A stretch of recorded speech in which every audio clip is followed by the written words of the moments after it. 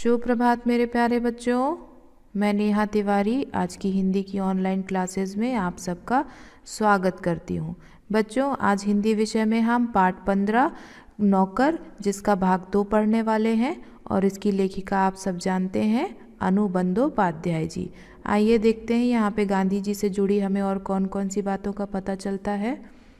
जब आश्रम का निर्माण हो रहा था तब उस समय वहां आने वाले कुछ मेहमानों को तंबू में सोना पड़ता था। एक नवागत को पता नहीं था कि अपना बिस्तर कहाँ रखना चाहिए, इसलिए उसने बिस्तर को लपेट कर रख दिया और यह पता लगाने गया कि उसे कहाँ रखना है। लौटते समय उसने देखा कि गांधी खुद उसका बिस्तर कंधे पर उठाए रखने चले जा रहे हैं। आइए बच्चों, शब्दार्थ देख लेते हैं। निर्माण का अर्थ होता है बनाना, नवागत का अर्थ होता है नया आया हुआ और खुद का अर्थ होता है स्वयं। तो जब आश्रम का निर्माण हो रहा था, कौन से आश्रम का? साबरमती आश्रम का। जब साबरमती आश्रम का निर्माण हो रहा था, उसे बनाया जा रहा था, तो वहाँ पे जो कुछ मेहमान ठहरे हुए थे उन्हें क्या सोना पड़ता था? तंबू में सोना पड़ता था। तंबू मतलब टेंट, आप सभी जानते हैं। तो वहाँ पे जो एक नया सदस्य आया हुआ था उसे ये नहीं पता था कि बिस्तर को कहाँ रखना है, तो उसने क्या किया? बिस्तर को लपेट के रख दिया और यह पता लगाने चला गया कि इस बिस्तर को कहाँ रखना है। और जब वो लौट के आया तो उसने क्या देखा कि गांधी जी अपने कंधे पर उस बिस्तर को रखे हुए स्वयं ही उसको लेके चले जा रहे हैं। आइए देखते हैं आगे और गांधी जी से जुड़ी हुई आपको बहुत सारी अच्छी अच्छी जानकारियाँ मिलेंगी बच्चों। आइए आगे देखते हैं यहाँ पे क्या होता है। आश्रम के लिए बाहर बने कुएं से पानी खींचने का काम भी वे रोज करते थे।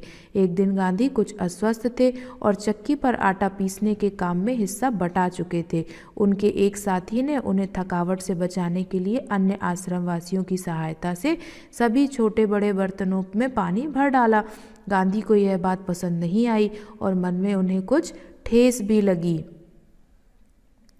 उन्होंने बच्चों के नहाने का एक टब उठा लिया और कुएं से उसमें पानी भरकर टब को सिर पर उठाकर आश्रम में ले आए। बेचारे कार्यकर्ता को बहुत पछतावा हुआ। आइए बच्चों, शब्दार्थ देख लेते हैं। खींचना का अर्थ होता है निकालना, अस्वस्थ का अर्थ होता है बीमार, ठेस का अर्थ होता है हल्का मानसिक कष्ट, कार्यकर्ता अर्थात कार्य करने वाला, और पछतावा का अर्थ होता है पश्चाताप। तो आश्रम में जो बाहर कुआं बना हुआ था, गांधी जी उससे रोज पानी निकालते थे और क्या करते थे। एक दिन क्या हुआ कि गांधी जी थोड़े से बीमार थे, तो उन्होंने क्या किया, उन्होंने अपनी चक्की पे जो आटा पीसने का काम था वो कर चुके थे और उन्होंने उनकी इस अवस्था को देखते हुए कि वो बीमार है, जो उनके आश्रमवासी थे, कार्यकर्ता थे, उन्होंने क्या किया कि उनकी सहायता कर दी जाए, है ना, ऐसा मन में विचार किया। और उन्होंने क्या किया, जो कुएं से पानी निकाल के भरने का कार्य गांधी जी करते थे वो उन्होंने कर डाला।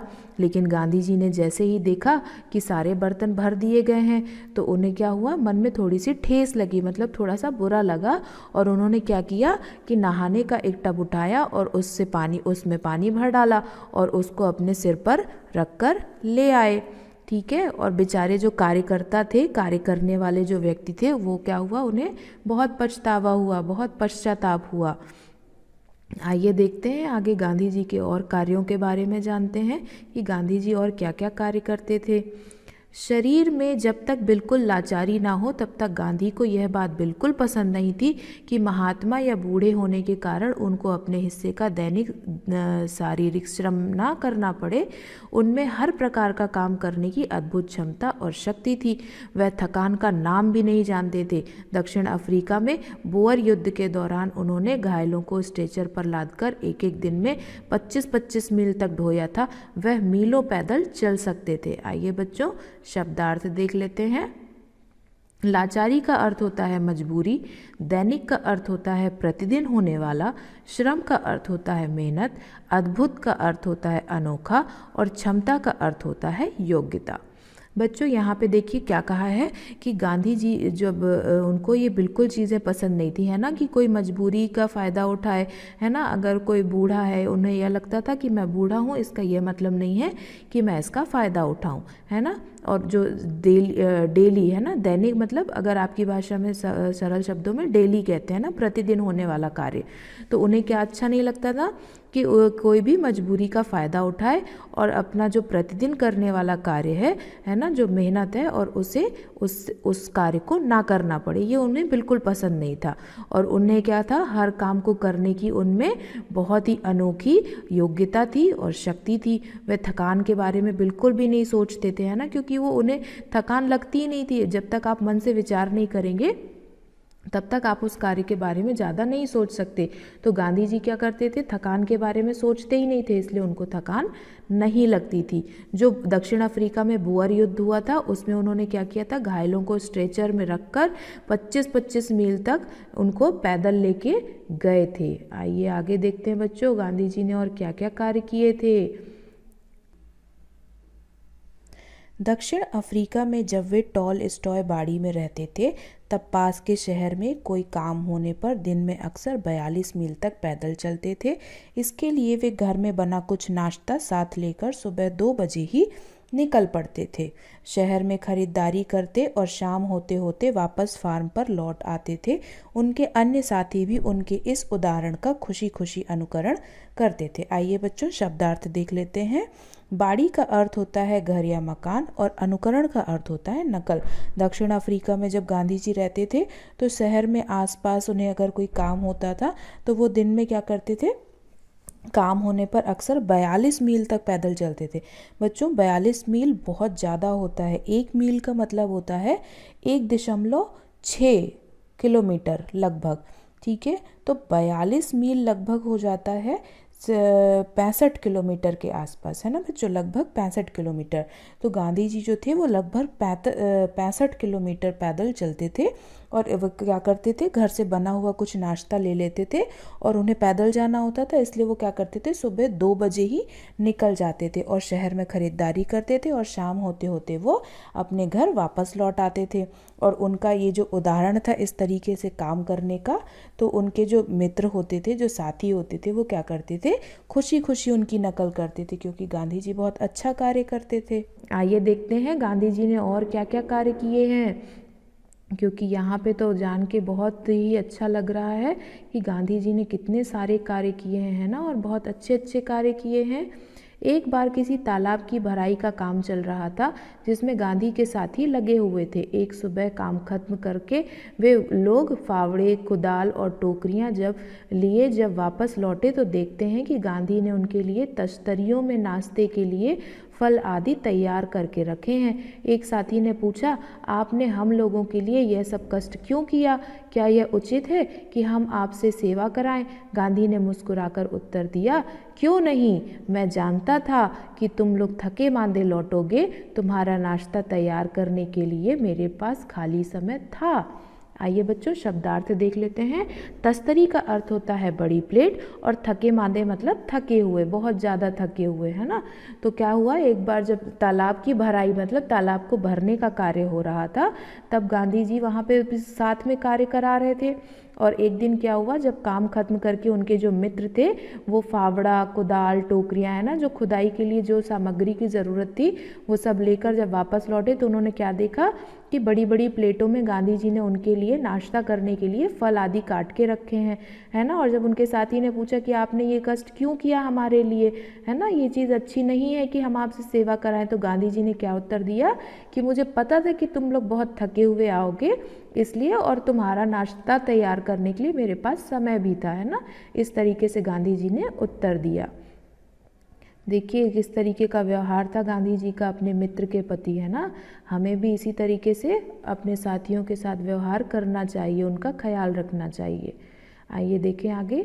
दक्षिण अफ्रीका में रहने वाले भारतीयों के जाने माने नेता के रूप में गांधी भारतीय प्रवासियों की मांगों को ब्रिटिश सरकार के सामने रखने के लिए एक बार लंदन गए।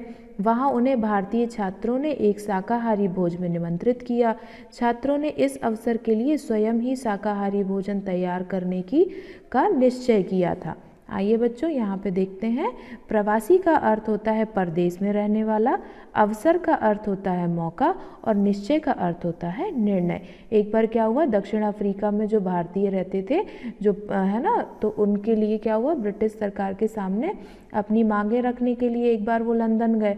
तो वहाँ पे क्या हुआ, जो भारतीय छात्र थे उन्होंने उनको एक दावत के लिए निमंत्रित किया और छात्रों ने इस अवसर के लिए क्या किया, शाकाहारी जो भोजन बनाना था इस मौके के लिए उन्होंने स्वयं बनाने का निश्चय किया, निर्णय किया।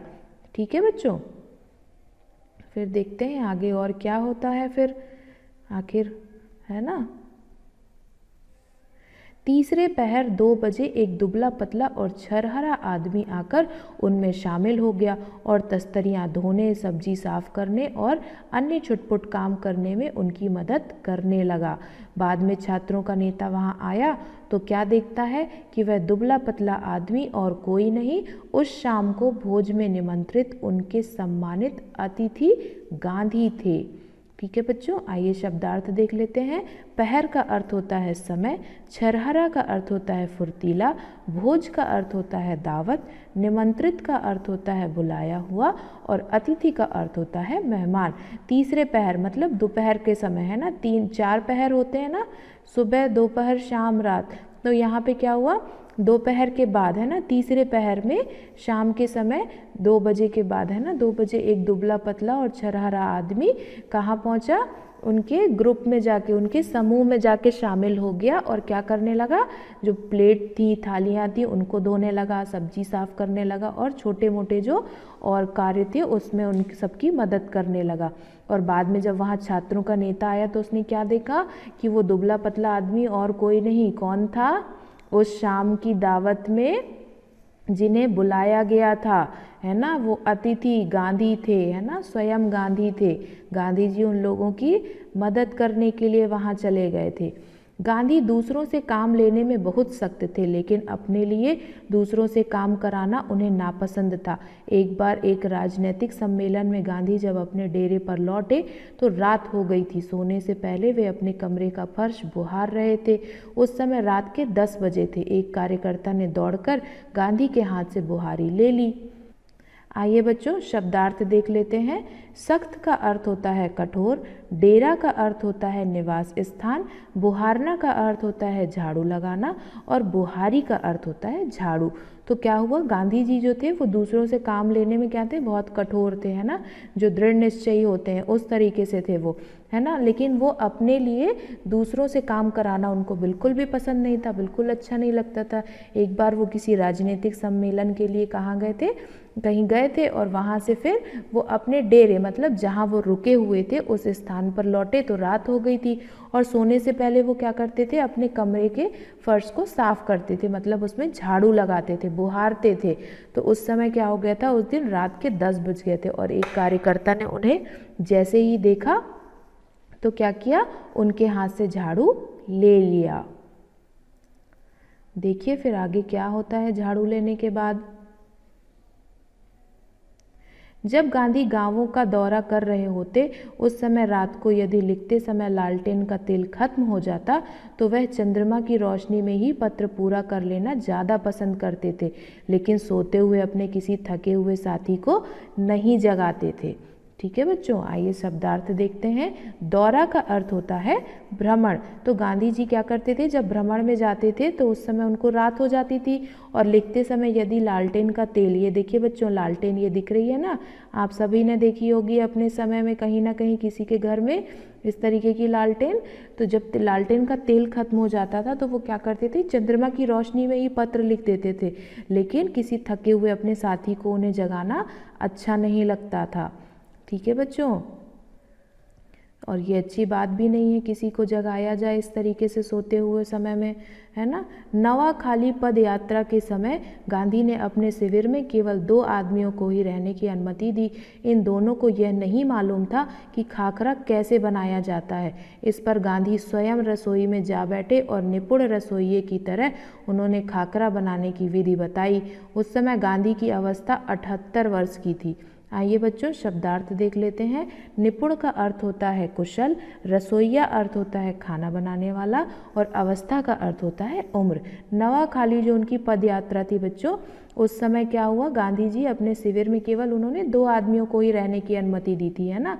तो क्या हुआ, उन्हें ये नहीं मालूम था उन दोनों को कि खाखरा कैसे बनाया जाता है। तब गांधी जी ने क्या किया, स्वयं मतलब है ना खुद चले गए रसोई में और वहाँ पे क्या किया, एक बिल्कुल कुशल खाना बनाने वाले व्यक्ति की तरह उन्होंने खाकरा बनाने की विधि बताई। जबकि उस समय गांधी जी की उम्र कितनी थी बच्चों, 78 वर्ष, 78 है ना, 78 वर्ष।